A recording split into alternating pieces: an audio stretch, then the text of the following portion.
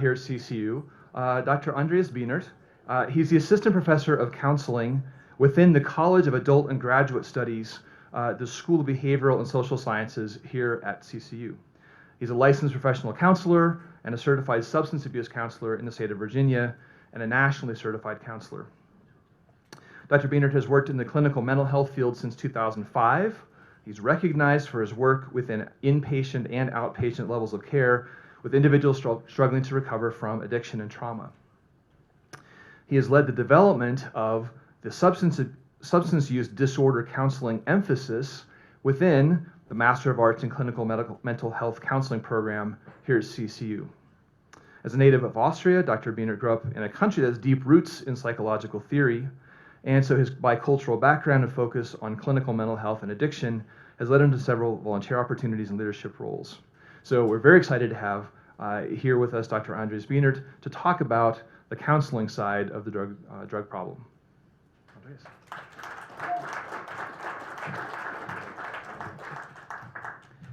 Good afternoon, everyone. It is good to be with you today. I come to you all the way from Virginia. I flew in this morning just to have this conversation with you. I serve as an online faculty member, so I'm not on campus all the time, just at given opportunities throughout the year. I'm really excited to have this opportunity to talk to you about this really important matter in regards to drug use crises that we've already heard about throughout the day today, and providing you with perhaps a bit of a different perspective this afternoon, more so focusing on the treatment elements of substance use disorders and addiction, in addition to elements of mental health that we need to take into consideration as well. So we'll call this discussion Breaking Addiction, a discussion on substance abuse counseling. In order for us to talk about substance use disorders, mental health, but addiction from a greater umbrella perspective, I believe we first need to address the question, what is addiction? You know, it's really a term that we've become very loose about in regards to utilizing it in various forms or fashions, but it's really taken us a long time as a field, as a population, I should say, to recognize what is addiction and what is it not, okay? We're going to go back in history here for just a little bit and recognize that for many, many years, especially in the early 1900s, even mid-1900s, we have played around with terms of choice in that regard. Who in here would say that in times past you have heard that individuals who use substances do so because it's solely their choice? See some hands. Absolutely, yeah. And choice is a reasonable concept that we have to take into consideration, okay? But for many years, we have seen that individuals who have used substances to the point where they've become addicted or dependent to those substances were simply then punished for their behavior. We've talked about punishment already today, okay? When it comes to the involvement of the criminal justice system, when it comes to the involvement of crime and so forth and so on, okay? We recognize that for many, many years, you know, individuals using substances were simply labeled as, you know, bad people who, you know, make bad choices, okay? And as a result of, you know, them being bad people who engage in bad decision making, well, we're gonna remove them from society. We're just gonna go ahead and lock them up, okay? But historically speaking, has that really helped? Not necessarily. Okay, yes, it may have removed them from society for a short term, but did it really help, quote unquote, the problem that's lying underneath? Not necessarily, okay? There's also, you know, a lot of discussion, and we have certainly arrived at that point today where we recognize that, you know, there's a disease concept of addiction that we need to address. The short answer essentially is addiction is both disease and choice. Clinically speaking, we recognize it as a disease of choice because the very part of the nervous system that is impacted the most is that part of the nervous system that is responsible for making healthy choices on a regular basis. Yes, it may start with the decision to say, okay, I'm going to use this opioid. I'm going to smoke cannabis, okay? But a substance user doesn't start their journey onto addiction with the decision of basically saying, well, It's a beautiful Friday morning, I might as well become addicted. Okay? Doesn't work that way. Okay? Addiction is a progressive disease that takes many, many, many steps to grow over time in that respect. Okay? The disease model, I would say, is probably one of the best things that happened to me as a treatment provider, because as a result of recognizing that addiction isn't just series of bad choices, there's an illness component to such. It has helped individuals who identify as substance users, oftentimes we refer to them as alcoholics or addicts, to quote unquote have parity, okay, to receive access to healthcare the same way other individuals who suffer from illnesses, especially chronic illnesses or diseases, have as well. Okay. Recognizing that addiction is a disease also helped us activate other initiatives when it comes to research and neuroscience, for instance, to take a look at, okay, what is happening with the individual who is using substances? Let's take a closer look, into the brain and see how substance use impacts cognition and nervous system functioning in that regard. If we were to define addiction, we recognize that addiction is derived from the Latin word addico, basically meaning enslaved by or bound to. And for many individuals, this derivative has a lot of meaning. An author called MER in 2011 identified 3 kinds of actions that define an addiction. Number 1, he says, an addiction that is habitual, done regularly, and repeated. It's an action that appears to be compulsive in nature and at least partially outside of one's conscious control. Okay, so what is in control? Okay, an action that does not necessarily just involve a drug. So what else is involved is what we have to ask ourselves here. Okay, but especially when it comes to this meaning, being enslaved by, being bound to. Okay, when it comes to diagnostic criteria for substance use disorders that we would derive from the Diagnostic Statistical Manual of Mental Disorders, we look for diagnostic criteria specifically tied to the loss of control in regards to one's substance use.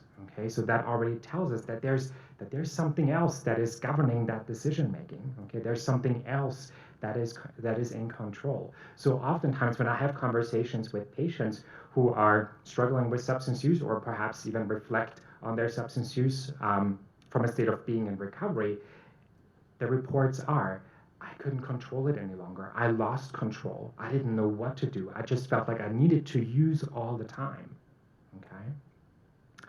The American Society of Addiction Medicine, also referred to as ASAM, suggests this particular definition when it comes to addiction, basically saying that addiction is a primary chronic disease of brain reward, motivation, memory, and related circuitry. Dysfunction in these circuits lead to characteristic biological, psychological, social, and spiritual manifestations. This is reflected in an individual's pathology, pursuing reward and or relief by substance use and through other behaviors. Okay? I want to hone in on this first sentence here. Addiction is a primary chronic disease of brain reward, motivation, memory, and related circuitry. Okay? We also refer to this area within the nervous system as one's executive functioning, okay, or the prefrontal cortex. Okay, we all have one. It sits right up here above our eyes in that respect. We all need a healthy functioning prefrontal cortex on a daily basis to basically engage in our best behaviors and to also engage in our best decision making. It helps us regulate our emotions. We can access memory. We can concentrate. We can have social interaction. All those skills are part of one's executive functioning. Okay, and we need to do different things on a regular basis to nurture our executive functioning and keep it healthy and intact as well. Okay, but when we add drugs to the equation, drugs to the point to where they impact us from a severe perspective, we recognize that what all substances have in common is that they release the neurotransmitter dopamine into the nervous system. Dopamine is a neurotransmitter that basically is responsible for reward or for pleasure, for stress relief, for instance. And that's something that all drugs have in common, okay, whether it's alcohol, opioids, or others. Okay? If we take substances to the point of intoxication, okay, there's not just healthy amounts of dopamine that would be released into the nervous system, there's more dopamine released into the nervous system than the nervous system is capable and then able to process and handle. Okay, the neurological phenomenon describes this as dopamine flooding. Okay, the prefrontal cortex is flooded with dopamine, it is overstimulated, and as a result, the brain changes. Okay, and parts of the brain that are responsible for executive functioning, they actually decrease in neural activity. They begin to shut down simply because they're overwhelmed. Okay, guess what? With that also comes a shutting down of that component of the prefrontal cortex that is responsible for choice, for healthy decision making. Okay, if we were to take a moment, I don't have that as part of my presentation, if we were to take a moment and look at brain scans, PET scans, of basically comparing a non-quote-unquote addicted nervous system to a nervous system that is addicted to, for instance, stimulants, okay, we recognize that over time, that prefrontal cortex begins to shut down in neural activity as far as glucose utilization is concerned, okay? Almost to the point where we would think, okay, is this person brain dead? No, they're not brain dead. It just means that their executive functioning, the neural activity, their brain circuitry, has been impacted as a result of their substance use, okay?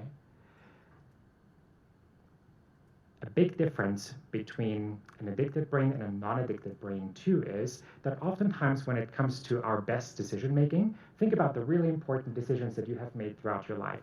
You probably didn't just make them on a whim, okay? You took some time to think about those decisions, whether it's days, weeks, months sometimes, okay? However, when we're talking about an addicted nervous system, we're talking about decision making that takes place in a matter of 15 seconds at a time is what neuroscience tells us. Okay? Simply because the nervous system cannot think beyond those 15 seconds of being in the moment, because the neurological areas of the brain, have shut down in that regard. So in that moment when the brain says, I want that reward, okay, I want that high, guess what? The person says, I'm gonna go use, because in this moment I need it to survive. Okay? Another important element to recognize too is survival mechanisms and survival instincts that are hijacked by this dopamine flooding phenomenon that basically takes place. Okay?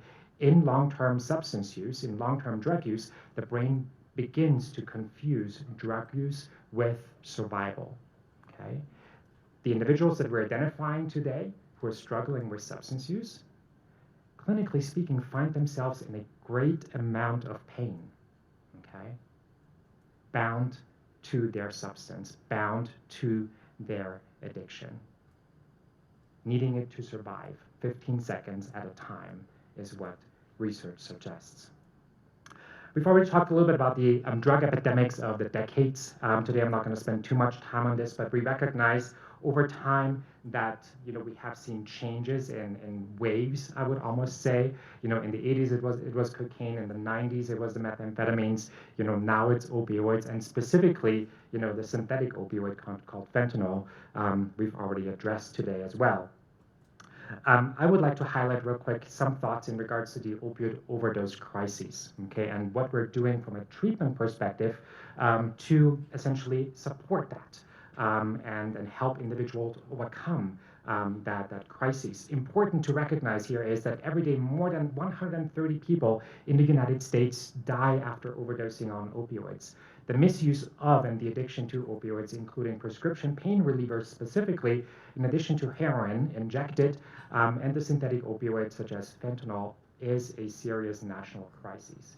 Sometimes I joke with my students and basically say, remember way back when we talked about the opioid crises in the news, there was a lot of coverage and a lot of documentary that was produced to basically create awareness, but then Big Brother COVID-19 came and stole the thunder, and now we don't talk about it anymore, okay?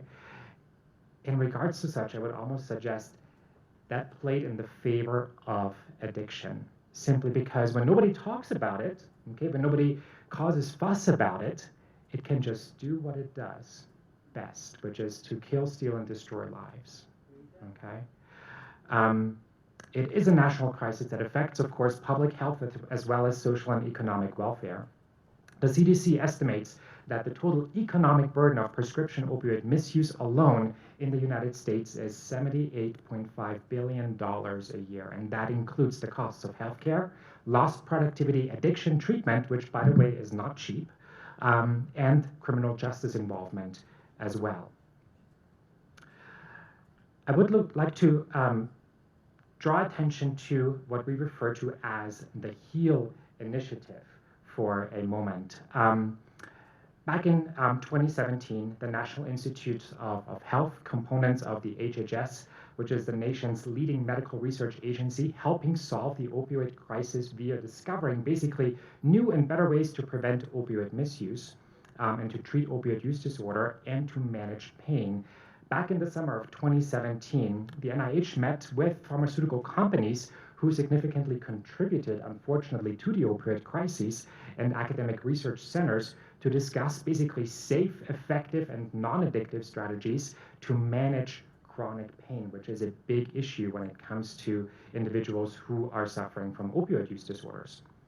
New innovative medications and technologies to treat opioid use disorder and improved overdose prevention and rehearsal interventions to save lives and support one's recovery process as well. And it was then in 2018, during the National Prescription Drug Abuse and Heroin Summit, the NIH director, Francis Collins, announced the launch of the HEAL initiative, which basically stands for Helping to End Addiction Long Term, okay? Which is an aggressive trans-agency effort to speed scientific solutions to stem the national opioid public health crisis, okay? Which is fantastic, okay? As a result of the HEAL initiative, we've seen lots of movement and shift within the treatment community take place that essentially has helped us treat individuals with especially opioid use disorder better in that respect. I am noticing that my slides are not advancing.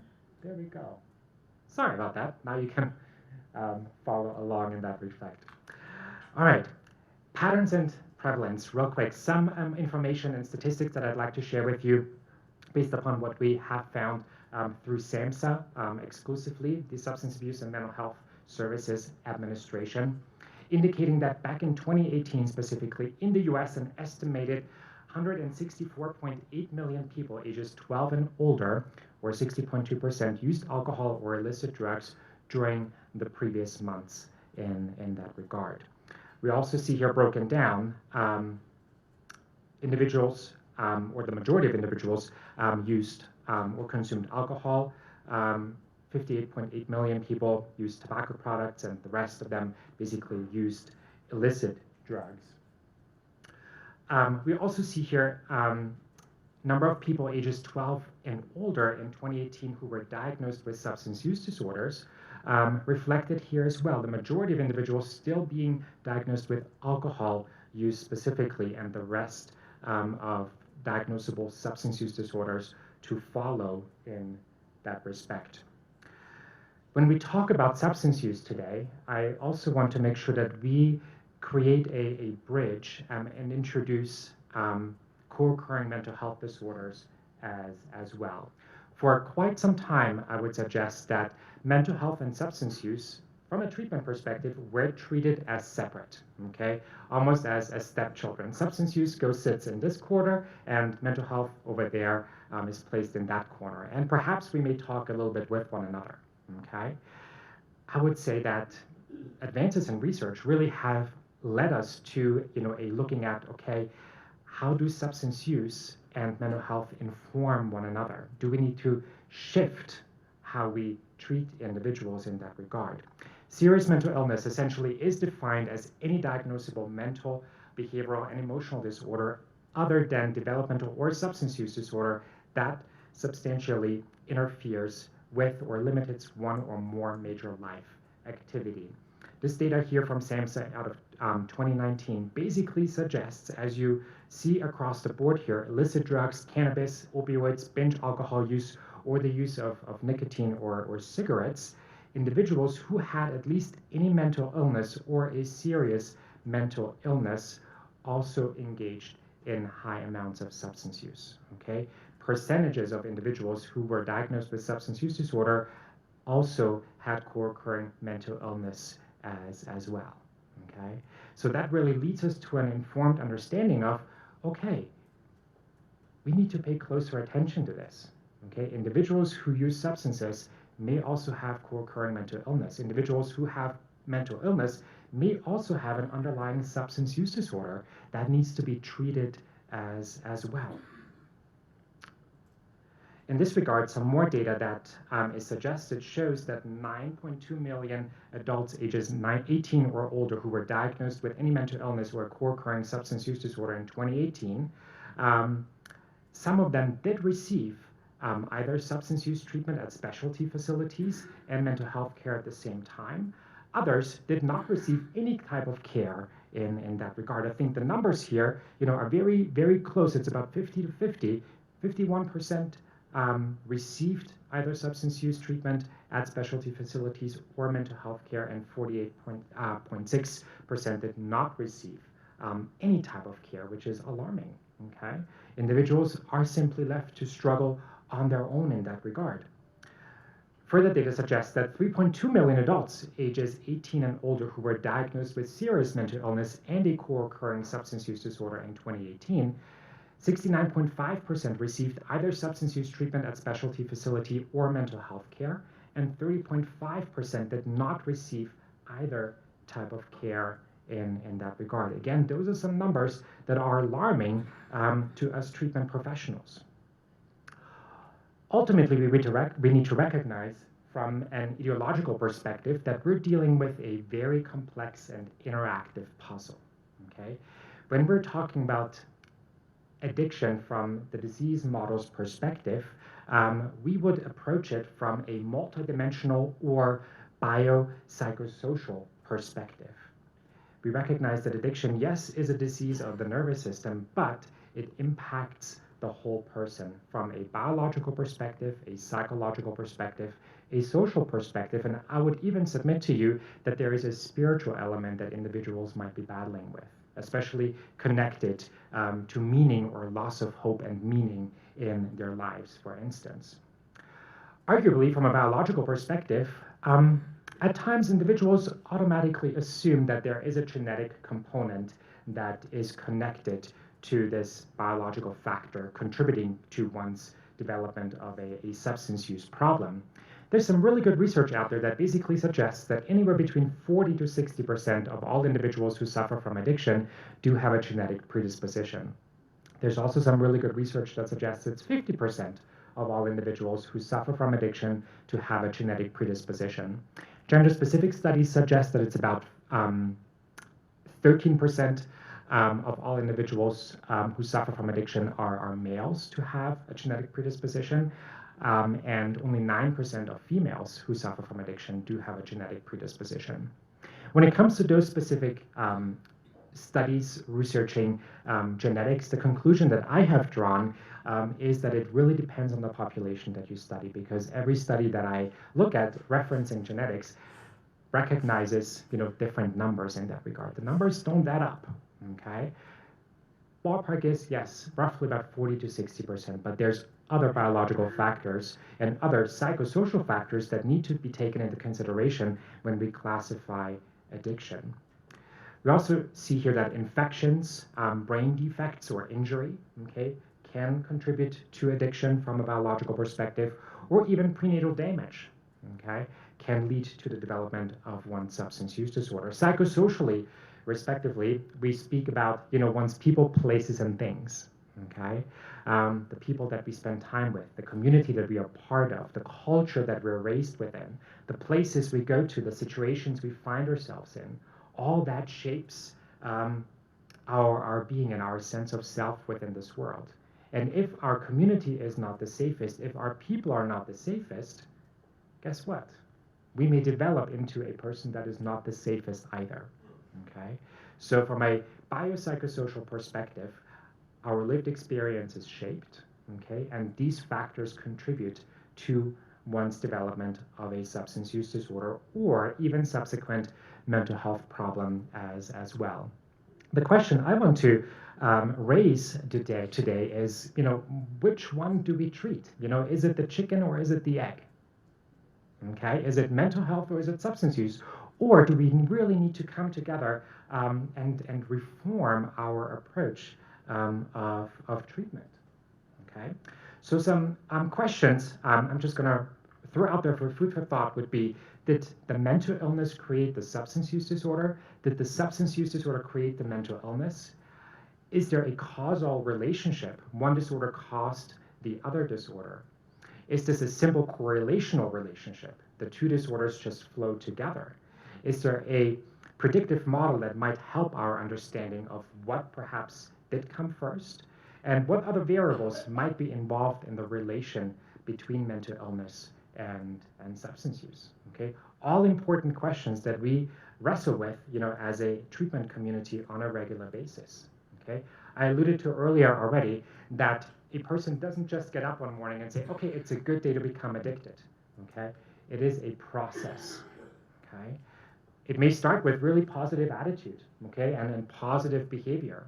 Okay, individuals, choose to hang out with one another. One has a bag of cannabis, they choose to smoke. Feels great. Okay, there's a reward that they're experiencing. Okay, there might be continued experimentation. There might be then a moving over towards the use of other substances. Okay, because it's progressive, it may lead to regular use. That regular use is going to lead to heavy use, and that heavy use may lead to dependence, abuse, or a diagnosable disorder in that regard. I will say that this series of events may take place within a matter of weeks sometimes, within a matter of months. Sometimes it takes years, okay, for individuals to develop a diagnosable substance use disorder. When it comes to mental health disorders that are oftentimes associated with substance use disorders, this is what we see within the treatment community: anxiety disorders, depressive disorders, bipolar disorders, psychotic disorders, personality disorders, trauma or adjustment-related disorders, child-adolescent behavioral disorders, in addition to attention deficit hyperactivity disorders that may be found association with in that respect. On the other hand, though, substances oftentimes associated with mental disorders, we see here alcohol, tobacco, opioids, sedative hypnotics, anxiolytics, stimulants, cannabis, as well as hallucinogens. Okay, still following. Good, just checking. So when it comes to this nature of co-occurring disorders, we see here that about roughly 50% of persons with severe mental health disorders are affected by substance use. Roughly 37% of alcohol users and 53% of substance abusers also have a serious mental illness, is what the research confirms. And then all people diagnosed with a mental disorder, 29% abuse alcohol or other substances. I would submit to you that it also depends on where the individual is from a developmental perspective, in how their substance use is going to impact their mental health or their mental illness as well. Research suggests that adolescents who begin to utilize cannabis between the ages of 15 to 20 are at higher risk of developing psychoses later on within their development. Okay, with this, which basically, is defined as, this disconnectedness, to their presence, to their here and now. Okay. So another question is here, is it necessary for us as a treatment community to solve the chicken or the egg conundrum in order to provide effective care? And what is best practice? Okay. My personal opinion is, do we really need to solve it? Okay. To a degree, yes. Okay. However, how can we let this question inform our best practices? Okay. So we have recognized nowadays that substance use disorders and mental health disorders subsequent from a co-occurring perspective are treatable disorders. Especially addiction is a treatable disease. Substance use disorders are preventable and treatable. Successful substance use disorder treatment, is highly individualized, and it oftentimes entails medication. It involves behavioral intervention as well as peer support. Okay, especially the HEAL initiative that I mentioned earlier. Out of such medication-assisted treatment, the utilization of buprenorphine, for instance, Narcan, in addition to naltrexone, have become research medications very effective in order for individuals to build a bridge from active substance use to long-term recovery. And without the utilization and working of effective medication, the likelihood for some individuals to achieve a sense of recovery is fairly reduced.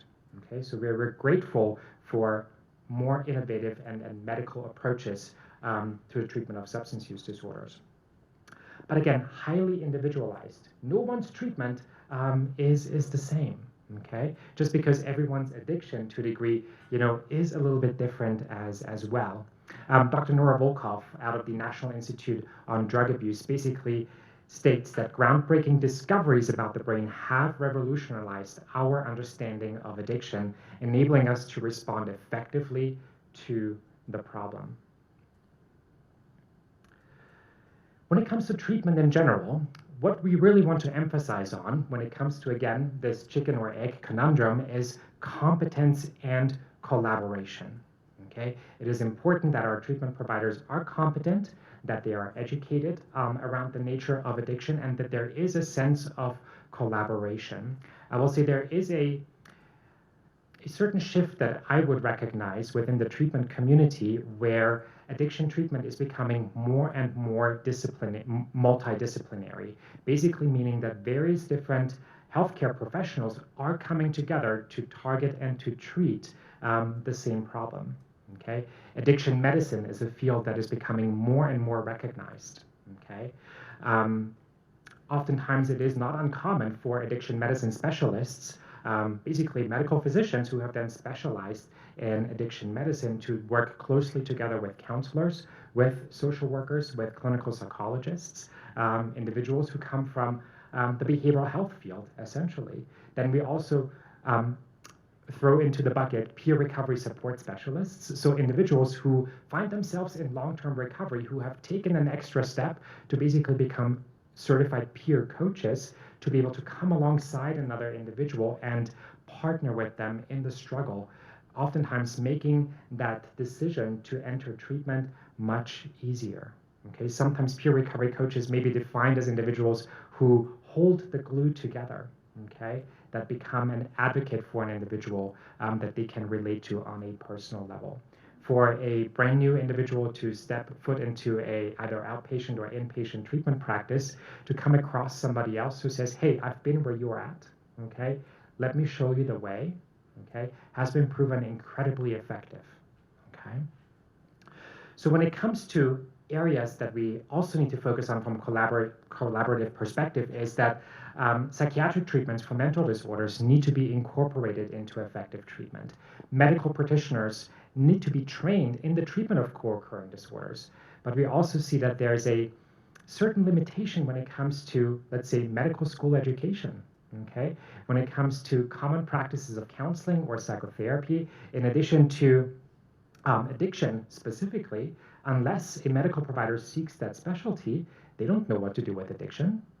Okay, so it requires continued education. Same thing with behavioral health practitioners. Okay, I am so grateful for CCU of having allowed us to develop a substance use disorder counseling emphasis to prepare our graduates to step into the field and be prepared to work from a multidisciplinary perspective. Having been educated in neuroscience, having been educated in elements of addiction medicine that informs their behavioral health practice respectively. It also requires coordination and close collaboration with all allied professionals with competence in training in co-occurring disorders specifically.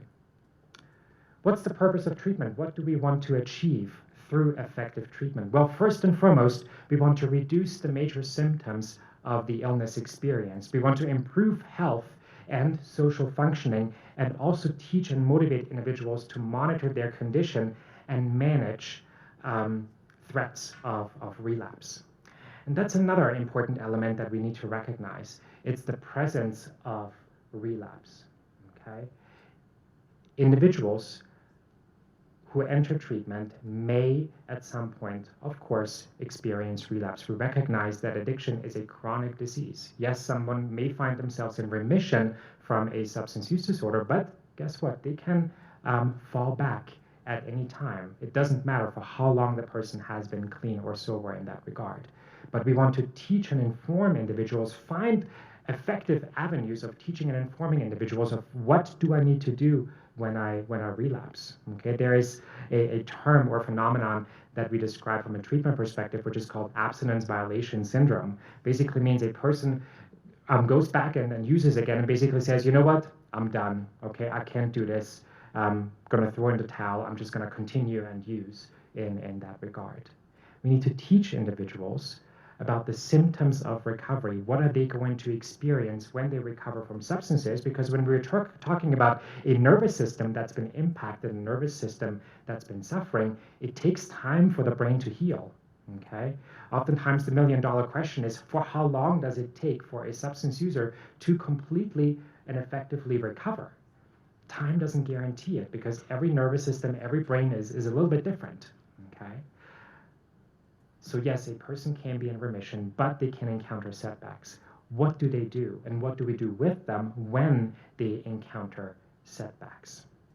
When it comes to those biopsychosocial, spiritual areas that I would recognize that impact the individual as a result of one's substance use, those are also the areas that we want to target when it comes to treatment. Okay? Provide a safe environment where the nervous system can heal. Provide a safe environment where those neural connections that were lost as a result of one's substance use can be reestablished so that their executive functioning comes back online. We want to help them through treatment get back in touch with themselves. Oftentimes it's recognized that I have lost a sense of self as a result of my substance use, okay? So that they can find meaning in life again. Socially, help them build social relationships that are healthy, okay? Help them find access to a healthy living environment, okay, that supports recovery versus substance use is part of that. And we can find treatment at various different levels of care. Certainly psychoeducation and comprehensive evidence-based treatments are designed to fit the treatment setting that may be found in various different levels of care is what we would suggest.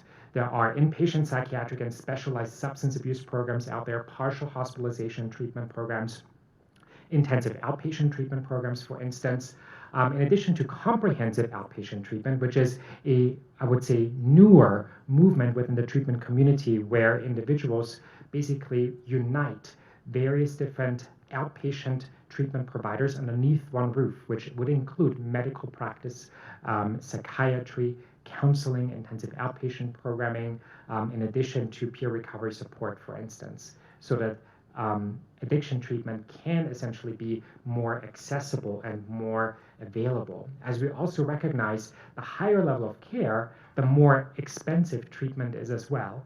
I would say a battle that I oftentimes deal with and have dealt with when I've worked in intensive treatment settings is the battle with insurance companies, okay? Convincing insurance companies that this individual is suffering, that that individual is in a great deal of pain and need treatment, okay? Oftentimes individuals may enter a 28-day treatment program, but after a week of being there, an insurance might say, I think they're better, okay? We can discharge them and just help them go to a lower level of care. Well, the reality is that person is not better, okay? And they need a safe environment in order for their nervous system to heal. We also see that outpatient mental health and substance use services are available in addition to other coordination with 12-step programming, community-based support, or local faith-based support groups as well.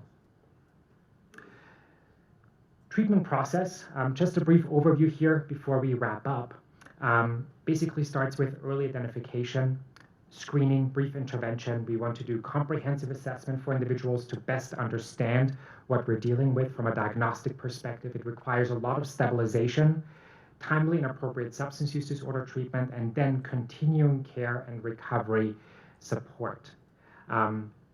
Oftentimes I find myself teaching about a philosophy that is called recovery maintenance, okay? We need to teach individuals in early recovery how to maintain their recovery and how to continue to be able to invest into their recovery so that it can be strong, okay? We'll skip over this real quick because I do want to focus on what is recovery. Recovery, in closing, basically means access to evidence-based substance use disorder treatment and recovery support services that are important building blocks to every recovery. We see here in the wheel of SAMHSA's working definition of recovery that it is person-driven, it has many different pathways, it's holistic, there's peer support that's involved, it is supposed to be relational, also culturally sensitive, trauma-informed. It's supposed to recognize responsibility and strengths, respect, but also instill hope within the individual that they're not lost causes. It's a process of change in which individuals improve their health and wellness, live self-directed lives, and strive to reach their fullest potential. So in summary, in the attempt of breaking the addiction, what came first is a very valid ideological question that can be explored while competently treating co-occurring mental health and substance use disorders. Prevalence of co-occurring disorders is critically high and significantly strains our patients, their families, and their service system, and our treatment providers. Competent assessment and the treatment of co-occurring disorders requires extensive training and experience, and competent care requires genuine empathy and support from both the service system as well as its treatment providers. Thanks so much for your time.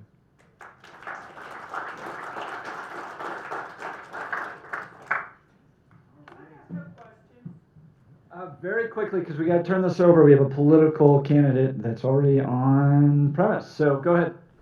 My question is, if our government, and it's more like, if our government knows all this and you made all these conclusions, how come our government is making drugs legal? Because then it seems like they're creating a bunch of addicted people, and that makes the communities just totally messed up. I'm going to say I agree with you, and welcome to my world. Okay? That's, yeah.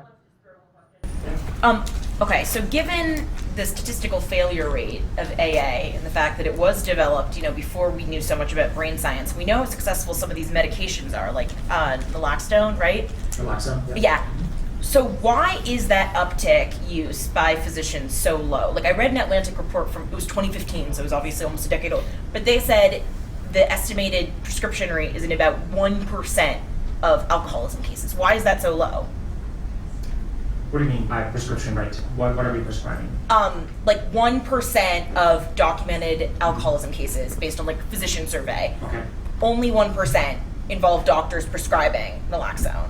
Okay. In these, why is that uptake rate so small when we know, especially in other countries, that it's very successful in bringing down alcohol misuse? Mm-hmm. From my research, I think it really has to do with the way we are educating physicians. There's really, what I have seen, a lack of education to the average family practice physician, for instance, that might encounter an individual who discloses to them that, hey, I struggle with alcohol use. Okay. When it comes to the availability of medication-assisted treatment, there's a lot of regulations around, who can prescribe medications such as, buprenorphine, for instance. With naltrexone, there are not as many regulations around that. Because we have seen that naltrexone, for instance, may significantly reduce the presence of craving or desires to drink for individuals diagnosed with substance use disorders, with alcohol use disorders, although naltrexone as an opioid antagonist was developed to really support the treatment of opioid use disorder, but the research has taken us beyond that, which is fantastic. The practice I am affiliated with from a clinical perspective, we are in the process of developing we call it a bridge model, to essentially educate, especially ER physicians, to begin to prescribe medication-assisted treatment related medications in the emergency room and to make direct referrals to community partners where patient then can be continue to be treated at the outpatient level of care, so that we can decrease the number of ER visits and continued visits by the same individual. But we have found that a lot of times ER physicians, for instance, just as an example, are reluctant to prescribing these medications while the patient is in the ER. Something we're still studying and then trying to figure out. But I'm sure that within the months and years to come, there'll be some strong movement in that area. Yeah. Thank you, Professor. Appreciate it. That's great.